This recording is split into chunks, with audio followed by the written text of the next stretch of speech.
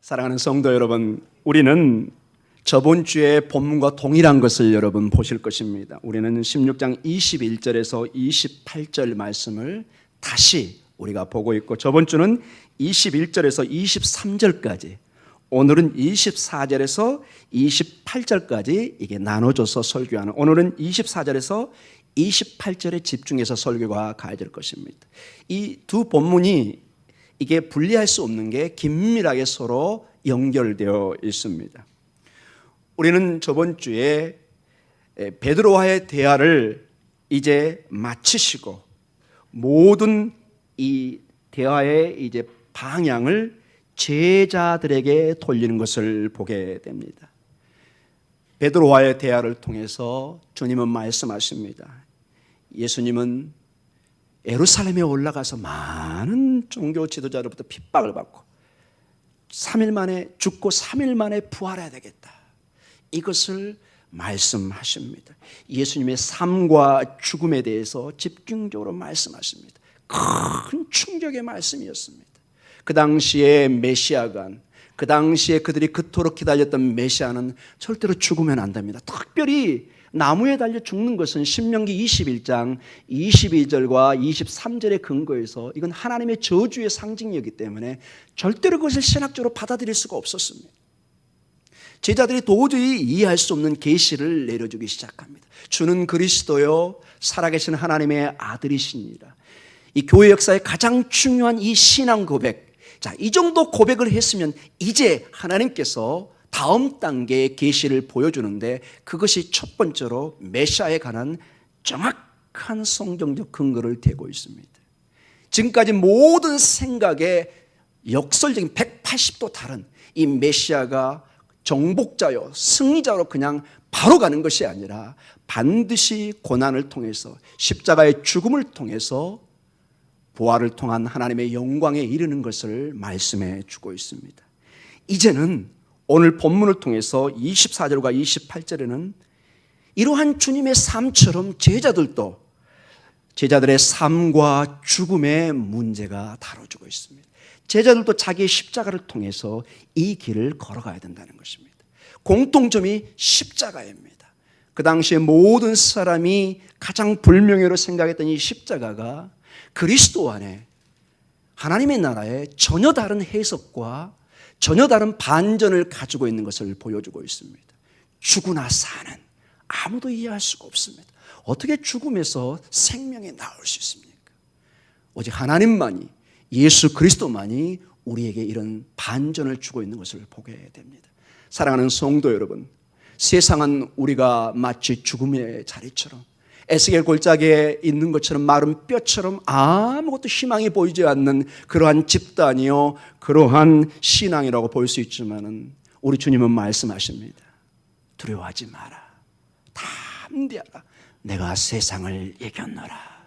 우리는 전혀 다른 가치관과 세상이 말하는 철학과 세상이 말하는 신념, 우리 식으로 얘기하면 믿음을 가지고 살아가고 있는 것입니다. 우리는 죽음을 보나 거기서 절망을 보는 것이 아니라 새로운 하나님의 생명을, 하나님의 역사를 보고 있는 것입니다. 우리 주님의 모든 사역의 절정은 예루살렘에서 마무리가 됩니다. 예루살렘은 하나님의 성전이 있던 곳이고 이스라엘이 수천 년 동안 거기서 예루살렘 성전에서 제사를 통해서 하나님과 화해의 시간을 갖고 하나님의 용서와 축복을 받는 장소였습니다. 유일한 장소였습니다. 그곳에 주님께서 하나님의 어린 양이 되어서 단번에 하나님의 어린 양의 제사의 희생제물이 되어서 모든 사람들이 이제 더 이상 제사를 지내는 것이 아니라 예수 그리스도를 통해서 하나님과 직접 화해와 용서와 축복을 받는, 생명을 얻는 길을 열어주고 계신 것입니다. 그런데 오늘 24절과 28절의 내용을 보니까 우리는 예루살렘으로 부름을 받지 않았습니다. 어디로 부름을 받았을까요? 세상입니다. 세상. 오늘 여기 우리가 사는, 우리가 오늘 예배드리기 위해서 비행기 타고 예루살렘 거기 갈 필요가 없는 것입니다. 오늘 여기 목이동, 여기에 있는 우리 예배당에 나와서 하나님 앞에 예배드리고 나아갈 수 있는 것입니다. 그리고 우리의 삶의 현장이 우리의 제자들의 삶을, 십자가를 지는 삶의 현장인 것을 말씀해 주고 있습니다. 예수님이 예루살렘에서 우리에게 사명을 세상으로 보내는 사명을 주고 있는 것입니다. 그리고 여기서 중요한 제자대의 원리가 다시 강조됩니다. 제자는 반드시 자기의 십자가를 지고 예수님을 따라야 된다. 이게 가장 중요한 핵심 구절이라는 것입니다. 이것은 그 당시에 아무도 이해할 수 없는 그런 내용이었습니다. 오늘 본문 16장 24절을 보면서 구체적으로 주님이 무엇을 말씀하고 있는지를 살펴보면서 도전을 받기를 원합니다. 우리 24절을 같이 읽도록 하겠습니다. 이에 예수께서 제자들에게 이르시되 누구든지 나를 따라오려거든 자기를 부인하고 자기 십자가를 지고 나를 따를 것이니라. 아멘. 자, 자기를 부인하고 반드시 지고 가야 될 게 뭐죠? 십자가입니다. 자, 이 십자가가 왜 이렇게 놀라운 것이냐? 그 당시의 모든 상식을 벗어난 일이기 때문에 그렇습니다. 예수님 당시의 십자가라는 것은 가장 잔인한 형벌의 상징이었습니다. 이 십자가보다 더 잔인한 형벌은 없었습니다. 특별히 로마 제국 당국에서는 반란이나 반역자에 대해서는 반드시 처형을 하는데 이 십자가형, 가장 잔혹한 처벌로 형벌을 내렸습니다. 십자가형은 사람이 쉽게 죽지도 않고 뼈가 으스러지는 고통을 통해서 2, 3일 안에 천천히 죽어가는 가장 인간이 만든 고통스러운 형벌 중에 하나입니다. 이것은 죄인이 가장 잔인하게 죽는 형벌입니다. 이 형벌을 받은 죄인은 먼저 강제적으로 그가 달려 죽을 십자가를 본인이 지고 형장으로 가는 경우가 종종 있었습니다. 형장에 도달하면 십자가에 못 박혀 죽었습니다. 이 잔혹한 십자가형이 예수님의 비극적 운명이었다는 것입니다. 이것을 누가 받아들일 수 있겠습니까? 그 당시 유대인들에게서 십자가형은 가장 공포스럽고 불명예스러운 죽음으로 간주되었습니다. 그런데 오늘 본문에서 예수님께서 제자들에게 너무나 놀라운 반전을 제시합니다. 제자도를 십자가와 십자가형을 제자도의 이미지로 사용하고 있다는 것입니다. 다른 것도 아니고 가장 혐오스럽고 이 말도 하고 싶지 않은 그 십자가와 그 십자가형을 무엇의 이미지로 사용하고 있다고요? 예수님을 따르는 제자도의 이미지로 사용하고 있다는 것입니다. 아마 여러분 예수님 당시에 이러한 것을 미리 알고 예수를 믿으라고 그랬으면 많은 사람이 믿지 못했을 것입니다. 가끔 현대를 살아가는 우리에게 성도의 삶에서 십자가는 무엇인가요, 여러분? 어떤 사람에는 여기 목걸이의 장식품으로도 사용됩니다. 제가 외국에 있을 때 무슨 드라큘라 같은 비슷한 것이 아마 영향이 있어서 악기를 쫓는 부적처럼 이 십자가를 차고 다니는 사람이 있습니다. 참고적으로 전혀 의미가 없는 것입니다, 여러분. 대개는 우리는 이것을 영적으로 해석해서 개인적인 삶의 어려움이나 인생의 혹독한 운명을 논할 때 나의 삶은 십자가의 삶이다, 이렇게 얘기할 때가 많습니다. 그런데 오늘 본문을 통해서 보면은 이 십자가가 훨씬 깊은 영적인 의미를 가지고 있다는 거죠. 단순히 어려운 내 삶을 십자가의 삶이 아니라 한 사람이 자신의 뜻이나 의지를 반드시 죽이고 하나님의 뜻을 받아들여야 된다는 것에 초점이 있습니다. 자기를 부인하는 것입니다. 오늘 마태복음 16장 24절을 다시 한번 읽도록 하겠습니다. 같이 읽습니다. 시작. 이에 예수께서 제자들에게 이르시되 누구든지 나를 따라오려거든 자기를 부인하고 자기 십자가를 지고 나를 따를 것이니라. 아멘. 자, 여기 누구든지 나를 따라오려거든 이렇게 우리 번역에 돼 있는데 이 번역은 약간 중요한 것을 놓치고 있습니다. 잘 번역된 것이지만은 중요한 헬라어 언어 하나를 놓치고 있습니다. 이 헬라어 언어 앞에는 따라하고 있습니다. A라는 만약에라는 말이 들어가 있습니다. if입니다. 영어식으로 하면 if, 만약에 누구든지 자원해서 나를 따라오려거든, 이런 뜻입니다. 이 본문의 해석은 우리 번역에는 이게 명확하게 안 나와 있지만은 이 제자도는 이 헬라어 원어를 통해서 보면은 절대로 누구가 강요할 수 있는 것이 아니라는 것입니다. 만약에 네가 자원해서 나를 따르기를 원한다면은, 그리고 조건이 붙는 것입니다. 자기를 부인하고 십자가를 져라. 그러나 네가 원치 않으면은 네가 너를 부인할 필요도 없고 십자가를 칠 필요도 없다, 이 얘기입니다. 여러분 아마 기존의 생각과 좀 반대되는 개념도 있을지 모릅니다. 그러나 이 본문은 명확합니다. 네가 원하면은 이 뜻입니다. 만약에 네가 자원한다면 누가 시켜서 강요되는 것이 아니라는 것입니다. 사랑하는 성도 여러분, 신앙은 여러분도 알고 저도 알지만 누가 강요한다고 해서 될 일이 아닙니다. 내 마음이 동하지 않으면, 내 인격이 허락하지 않으면 신앙생활 할 수가 없습니다. 아무리 우리가 얘기해도 가까운 가족이나 남편이나 아내나 식구들, 신앙만큼은 어쩔 수 없는 걸 여러분 많이 느낄 것입니다. 정말로 안 됩니다. 하나님의 은혜로 그 영혼을 열어주지 않는 이상, 본인이 인격적으로 받아들이지 않는 이상은 이 길은 갈 수 없는 것입니다. 그래서 만약에 너가 이 조건을 받아들인다면, 정말 나를 따르기 원한다면 여기에는 두 가지 조건이 있다고 얘기합니다. 먼저 뭐가 있죠? 자기를 부인하고 이렇게 되어 있습니다. 자, 여기서 자기를 부인한다는 것은 여러 가지 의미가 있지만 본문에서 그 앞선 베드로와 연결해서 중요한 우리가 힌트를 잡을 수가 있을 것입니다.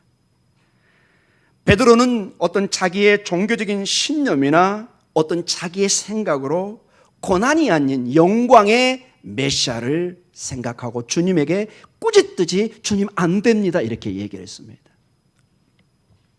그에게는 어떤 자신의 확고한 믿음이 있었고 자기 자신의 확고한 신념이 있었습니다. 그것을 내려놓으라는 것입니다. 자기 종교적인 생각이나 신념에서 돌아서라는 것입니다. 그래서 여러분, 자기를 부인한다는 것은 고난주간에 평상시에 맛있게 먹던 어떤 음식 하나를 포기하는 그런 차원의 자기 부인이 아니라 완전히 자신을 포기하는 것을 말합니다. 구체적으로 이것은 내 삶에 내가 주인 노릇을 하는 것이 아니라 다른 주인, 즉 예수님이 내 자신을 지배하고 통치하는 삶을 허락하는 것입니다. 그래서 어떤 학자를 제가 이 본문을 준비하다가 이렇게 흥미롭게 해석하는 것을 제가 보았습니다. 제가 직역해서 한번 가져와 봤습니다. 누구든지 자원해서 나를 따르기를 원한다면 내가 너희를 인도해 가겠다. 내가 지금 차의 운전석에 앉아서 내 인생을 운전해 가는 것이 아니라 바로 내가 차를 운전해 가고 있다. 이렇게 해석하고 있습니다. 이 학자는 재밌게도 차의 비유를 냈습니다. 여러분, 대개 차는 누가 운전해 가죠? 운전수가 운전해 갑니다. 근데 내 인생은 누가 운전수라고 생각하죠? 내가 운전수입니다. 내가 가고 싶은 대로 가는 것입니다. 근데 주님은 얘기합니다. 너 이제 그 운전석에서 너는 내려야 된다. 너는 승객으로서 내가 운전하는 방향으로 가야 된다고 말씀하고 있는 것입니다. 여러분, 어렵죠? 여러분 차의 운전대 누구한테 맡기기 쉽나요? 저는 어렵습니다, 여러분. 우리의 개인적인 차도 누구에게 대신 타고 가라고 빌려주는 거 잘 안 합니다, 여러분. 가진 핑계를 다 댑니다. 뭐 보험도 어렵고 이거 타면 안 되고 막 이렇게 얘기합니다. 한마디로 운전대 맡기기 쉽지 않다는 거죠. 인생의 운전대 여러분 맡길 수 있겠습니까? 근데 제자도라는 것은 이 운전대의 운전권을 넘겨주는 것입니다. 자, 그 다음에 자기 십자가를 지고 나를 따르라고 합니다. 자기를 부인하는 가운데 자기의 십자가를 지라는 것입니다. 여기서 우리는 두 가지 중요한 제자도의 어떤 그 의미가 담겨 있는 것을 보게 됩니다. 정말로 네가 자원해서 나를 따르려면은 두 가지 면이 너희에게 주어지는데 자기를 부인하고 십자가를 지는 것입니다.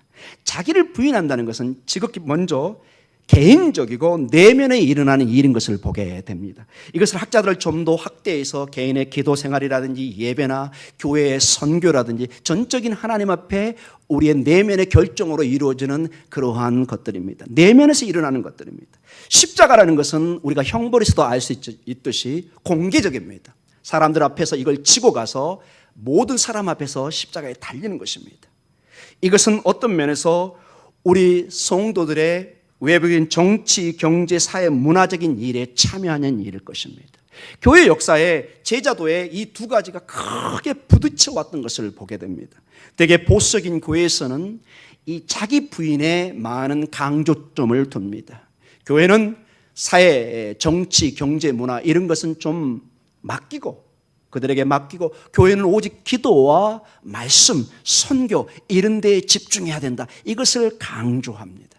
반대로 이 십자가를 지고 가는 외부적인 그러한 것을 강조하는 교회에서는, 교회라는 것은 단순히 기도만 하는 것이고 예배를 드리고 선교하는 것뿐만 아니라 사실은 그것은 마이너한 것이고, 실제로 중요한 것은 사회에 나가서 공의와 정의를 실천해야 되고, 사회에 가서 때로는 항거하고 싸워야 된다는 그런 것은 어떤 외부적인 사회적인 개혁에 많은 강조점을 두는 것이 있습니다. 사랑하는 성도 여러분, 어떤 위치에 있고 싶습니까?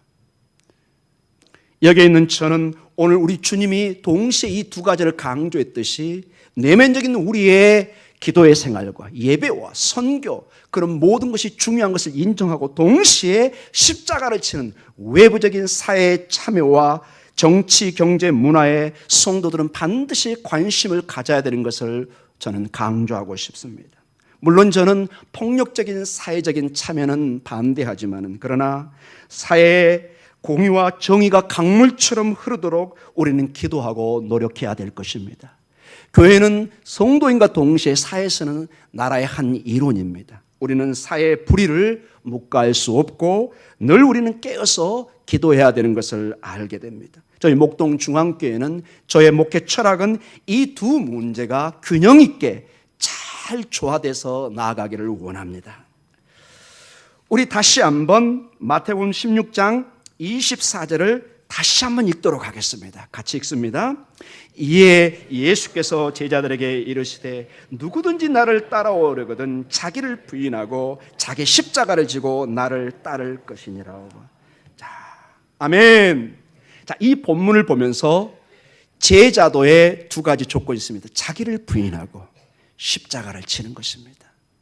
근데 여러분, 이렇게 말은 쉽지 이것을 적용하는 것은 얼마나 어려운가. 우리 역사가, 교회 역사와 우리 개인의 삶에 비춰볼 때 이게 얼마나 어려운가를 보여주고 있습니다.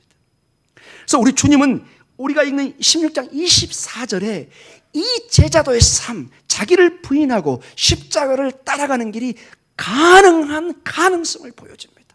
어디에 그 힌트가 있나요, 여러분? 어디에? 우리 24절 다시 한번 읽도록 하겠습니다. 천천히, 자, 수수께끼를 찾듯이 이 가능성을 보도록 하겠습니다. 천천히 읽습니다. 이에 예수께서 제자들에게 이르시되 누구든지 누구를 나를 따라오려거든 자기를 부인하고 자기 십자가를 지고 나를 따를 것이니라. 아멘. 여기서 나를, 이게 누가 나죠? 예수님입니다. 두 번씩이나 이 짧은 본문에 강조되고 있습니다. 제자도라는 것은 내 힘으로, 내 지혜로, 내 능력으로 가는 길이 아니라는 것입니다. 나를 주님이 함께 임재하고 있다는 것입니다. 우리 주님께서 제자의 삶을 살아가는 성도들을 고아처럼 버려두면서 네가 이제 알아서 너를 부인하고 십자가를 치고 가라, 이렇게 말씀하고 있지 않다는 것입니다. 이 본문은 분명히 나를 강조하시며 긴밀하게 주님과 연결된 제자도를 얘기하고 있습니다. 마치 요한복음 15장의 포도나무 비유처럼 가지가 온 가지에 떨어져서는 아무것도 할 수 없는, 이 가지들이 열매를 맺기 위해서는 반드시 이 나무에, 포도나무에 붙어 있어서 수액을 얻고 생명을 얻어야 된다는 것입니다. 이 제자도의 핵심은 주님의 임재입니다. 사랑하는 성도 여러분, 여러분의 삶에 어떠한 어려움과 난관과 기도의 제목이 있습니까? 잊지 마십시오. 신구약의 모든 성경의 핵심에 주님이 우리를 버리지 않는다는 것입니다. 주님이 우리와 함께 하십니다. 어찌 부모님이 자식을 잊겠습니까? 부모의 마음에, 심장에, 그 눈물에 자식은 그냥 있는 것입니다. 우리 주님의 마음에, 아버지 하나님의 마음에 우리는 있는 것입니다. 우리가 쓰러지고 지치고 상할 때 주님은 날마다 우리와 함께 하시며 격려하고 끌어줄 줄 믿습니다. 때로는 우리의 성도들을 통해서 주님의 음성이 들리기 시작하십니다. 장로님, 권사님, 집사님, 성도님, 힘을 내십시오. 혼자 이 제자도의 삶을 사는 것이 아니라, 혼자 이 나그네의 삶 순례길을 가는 것이 아니라 주님이 함께 하십니다. 우리 주 예수님이 함께 하십니다. 이것이 2000년의 역사, 히브리서 11장에 수많은 믿음의 증인들이 구름대처럼 증언하는 것입니다. 힘을 내시기 바랍니다. 자, 그리고 25절부터 27절까지 왜 자기를 부인하고 십자가를 져야 되는 이유가 나옵니다. 이 이유는 주님이 주시는 이유이기 때문에 반드시 여러분이 이해해야 됩니다. 정말 나는 이유도 모르고 제자도의 삶을 산다, 이러면 곤란합니다. 자기를 부인하고 십자가를 치는 이 어려운 길을 가야 되는 이유가 명확하게 나옵니다. 성경 본문에서 25절과 27절은 이것도 우리 성경에 좀 명확하게 해석이 안 돼 있는데, 모든 25절, 26절, 27절에 따라 보겠습니다. 가르라는 단어가 있는데, 이게 뭐냐? 이게 왜냐하면, 이런 단어, 이유가 나옵니다. 왜 너희가 자기를 부인하고 십자가를 져야 되냐? 왜냐하면 이렇게 나와 있습니다. 정말 이걸 다시 번역하면, 이걸 넣어줬으면 얼마나 성도들이 빨리 이해하겠습니까? 왜냐하면 25절에, 왜냐하면 26절에, 왜냐하면 27절에 그 이유가 세 가지로 나오고 있습니다. 자, 먼저 25절의 내용입니다. 왜 자기를 부인하고 십자가를 져야 하느냐? 목숨을 구원하거나 잃어버릴 수 있기 때문에 그렇다는 것입니다. 우리의 목숨과 우리의 생명과 이 일이 직접적으로 연결되어 있다는 것입니다. 우리 25절을 같이 읽도록 하겠습니다. 우리 왜냐하면을 붙여서 같이 읽도록 하겠습니다. 시작. 왜냐하면 누구든지 제 목숨을 구원하고자 하면 잃을 것이요, 누구든지 나를 위하여 제 목숨을 잃으면 찾으리라. 아멘. 자, 누구든지 뭐라고 나있죠? 제 목숨, 자기 목숨을 구원하자 하면은 반대로 어떻게 된다고요? 잃어버리기 시작합니다. 그러나 누구든지 나를 위해서, 즉 예수님을 위해서 목숨을 잃으면 찾는다고, 아주 역설적인 진리를 여기에 담아놨습니다. 이것을 여러분 어떻게 해석해야 될까요?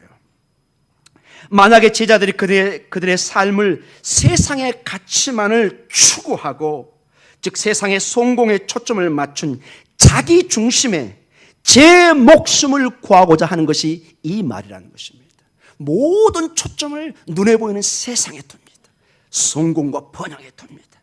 그리고 거기서 영원한 생명을 한번 꿈꿔봅니다. 그러나 잃을 것이요, 결론이 이게 미래형입니다. 주님께서는 여기 전체 본문에 보면 이게 종말론적인 인자가 다시 올 때를 말합니다. 마지막 주님의 재림 때에 너는 놀랍게도 잃어버릴 것이다. 너의 모든 일이 밑빠진 독이 된다는 것입니다. 아무런 소득이 없다는 것입니다. 오히려 종말에 가서는 모든 것, 즉 목숨, 가장 소중한 그것을 잃을 것이라고 얘기합니다. 미래적 종말론을 얘기해 주고 있습니다. 세상의 것을 얻으려고 하지만 결국에는 역설적으로 다 잃어버린다는 것입니다. 그러나 반대로 누구든지 나를 위해서, 예수를 위해서 목숨을 잃으면 찾으리라, 미래형입니다. 종말에 가서 반드시 생명을 얻을 것을 말씀해 주고 있습니다. 주님을 위해서 목숨을 잃으면 모든 것이 실패하고 잃어버린 것처럼 보이지만은 역설적이게도 주님이 재림으로 왔을 때는 will find it, 영어로 한다면은 반드시 네가 찾을 것이다, 발견할 것이다, 이렇게 말씀해 주고 있습니다. 이러한 것을 사도 바울은 이렇게 표현하고 있습니다. 고린도후서 5장 17절에 이런 말씀으로 함께 합니다. 고린도후서 5장 17절을 같이 읽도록 하겠습니다. 시작. 그런즉 누구든지 그리스도 안에 있으면 새로운 피조물이라. 이전 것은 지나갔으니 보라 새 것이 되었도다. 그리스도 안에 있으면 새 것으로 변하는 역사가 있다는 것입니다. 하나님의 새 생명이, 우리가 예수님에게 옛 생명을 드리면은 새 생명으로 찾게 될 것을, 주님의 길을 따를 때 생명을 발견한다고 말씀하십니다. 이 이유 때문에 너희가 자기를 부인하고 십자가를 치라고 첫 번째 이유를 주고 있는 것입니다. 두 번째 자기를 부인하고 십자가를 져야 될 이유가 나옵니다. 16장 26절입니다. 이것은 하나님 나라의 영혼의 가치 때문에 그렇습니다. 하나님 나라 안에서 이 영혼의 가치가 얼마나 귀한가를 보여주고 있습니다. 우리 26절 같이 읽도록 하겠습니다. 시작. 사람이 만일 온 천하를 얻고도 제 목숨을 잃으면 무엇이 유익하리요? 사람이 무엇을 주고 제 목숨과 바꾸겠느냐? 아멘. 모든 세상의 보화를, 명예를, 권세를 다 얻지만은 마지막에 네 생명을 잃어버리면 이게 무슨 의미가 있겠느냐? 왜냐하면, 여기도 그 말이 생략되어 있습니다. 왜냐하면 여기서 끝절에 바꾸겠느냐 이 말이 우리말로는 그냥 이렇게 평범하게 번역되는데 이게 굉장히 중요한 단어입니다. 이게 안탈라그마라는 단어인데 헬라어에 이 단어, 이 바꾸겠느냐 이 말은 장사나 무역 거래에서 쓰는 독특한 용어입니다. 어떤 것을 얻기 위해서 하나를 포기하는 것입니다. 이때 쓰는 용어가 서로 거래상에 어떤 중요한 것을 얻기 위해서, 바꾸기 위해서 내 소중한 것을 포기하는 것입니다. 그리고 신약에서는 오직 이 본문에만 이 단어가 나옵니다. 특이하게 아주 특이한 단어입니다. 그런데 여러분, 오늘 본문에서는 이 제 목숨과 바꾸겠느냐, 이게 레토리컬 퀘스천, 수사학적 질문입니다. 바꿀 수 없다는 것입니다. 어떤 것과도 바꿀 수 없는 가치를 가진 것을 강조하면, 원래 이 단어가 소중한 걸 얻기 위해서 나의 소중한 것을 포기하는 건데 그 어떤 것도 포기할 수 없는 가장 소중한 가치를 가진 무엇이 있다는 것입니다. 즉 어떤 사람도 구원을, 진정한 생명을 세상의 돈의 가치로 살 수는, 얻을 수는 없다는 것입니다.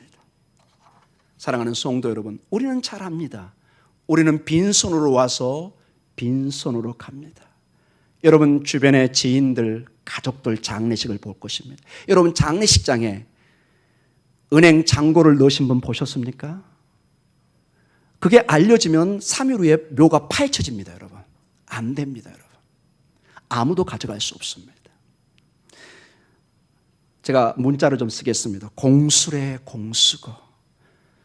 표정들이 다 아는 내용을 우리 목사님은 유독히 얘기하신다 그런 표정인데 정말로 빈손으로 와서 빈손으로 가는 것입니다. 주님이 말씀하십니다. 어떤 것으로도 이 믿음의 영원한 생명을 세상의 것으로는 살 수 없다고 얘기합니다. 인생의 마지막 심판 때 우리는 세상에 가진 재산 가치로 평가받는 것이 아니라 주님을 믿고 따른 믿음과 그 생명으로 평가를 받는다는 것입니다. 그래서 빌립보서 3장 7절과 9절에 사도 바울 선생님은 이렇게 신앙을 표현합니다. 우리 빌립보서 3장 7절과 9절에 이 말씀을 같이 읽도록 하겠습니다. 시작. 그러나 무엇이든지 내게 유익하던 것을 내가 그리스도를 위하여 다 해로 여길 뿐더러 또한 모든 것을 해로 여김은 내 주 그리스도 예수를 아는 지식이 가장 고상하기 때문이라. 내가 그를 위하여 모든 것을 잃어버리고 배설물로 여김은 그리스도를 얻고 그 안에서 발견되려 하매니 내가 가진 의의는 율법에서 난 것이 아니요 오직 그리스도를 믿음으로 말미암은 것이니 곧 믿음으로 하나님께로부터 난 의라. 아멘. 그리스도의 그 소중한 가치 때문에 모든 것을 배설물로, 이거는 굉장히 고상한 표현이고 아주 직설적으로 표현이면 똥으로 여긴다는 것입니다. 헬라 원어는 똥으로 나와 있습니다. 세상 것은 예수 그리스도의 그 영원한 가치하고는 전혀 비교할 수 없는 그런 가치를 가지고 있다는 것입니다. 자, 세 번째로 왜 자기를 부인하고 십자가를 져야 되냐? 세 번째 이유가 나옵니다. 우리 16장 27절입니다. 하나님 나라의 생명을 보상받기에 그랬습니다. 마지막 때 하나님 나라의 보상이 있기 때문에 그렇습니다. 우리 27절 같이 읽도록 하겠습니다. 시작. 인자가 아버지의 영광으로 그 천사들과 함께 오리니 그때에 각 사람이 행한 대로 갚으리라. 아멘. 여기도 동일하게 왜냐하면 인자가 즉 주님이 아버지의 영광으로 그 천사들과 함께 오르니 즉 재림시에 그때에 각 사람은 행한 대로 갚습니다. 행한대로 심판을 하고 행한대로 보상을 한다고 말씀해 주고 있습니다. 주의 심판 때, 재림의 때 세상의 가치를 선택한 사람은 심판을 받고, 반대로 하나님의 길, 주님의 길, 즉 자기를 부인하고 십자가를 지는 제자도의 삶을 산 사람은 상급을 받을 것을 명확하게 오늘 본문이 얘기하고 있는 것입니다. 이건 제 얘기가 아니라 본문이 그렇게 얘기하고 있습니다. 이제 우리의 설교의 결론적으로 말씀을 가도록 하겠습니다. 우리 16장 27절에 이렇게 오늘 우리 본문이 끝납니다. 같이 읽도록 하겠습니다. 진실로 너희에게 이르노니 여기 서 있는 사람 중에 죽기 전에 인자가 그 왕권을 가지고 오는 것을 볼 자들도 있느니라. 아멘. 이 본문은 굉장히 어려운 본문입니다. 제가 이거를 이 짧은 시간에 다 설명할 수는 없지만 핵심적으로 전통적으로 이것은 주님의 부활과 재림을 강조하는 말씀입니다. 그러나 이 재림이 우리가 생각하는 것처럼 긴 것이 아니라 곧 오실 재림을 강조하는 것입니다. 우리는 오늘 전체 본문을 통해서 자기를 부인하고 십자가를 지는 삶이 얼마나 중요한가를 몇 가지로 세 가지로 살펴봤습니다. 한마디로 세상의 삶입니다.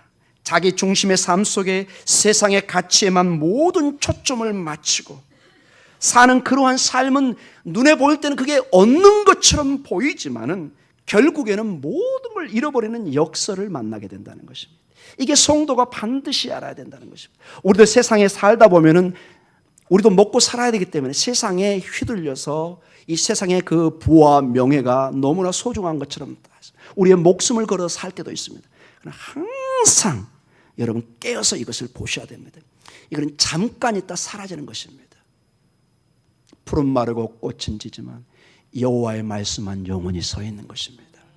풀과 꽃, 세상의 영화를 말합니다. 이게 이사야 40장 7절과 8절 말씀의 핵심입니다.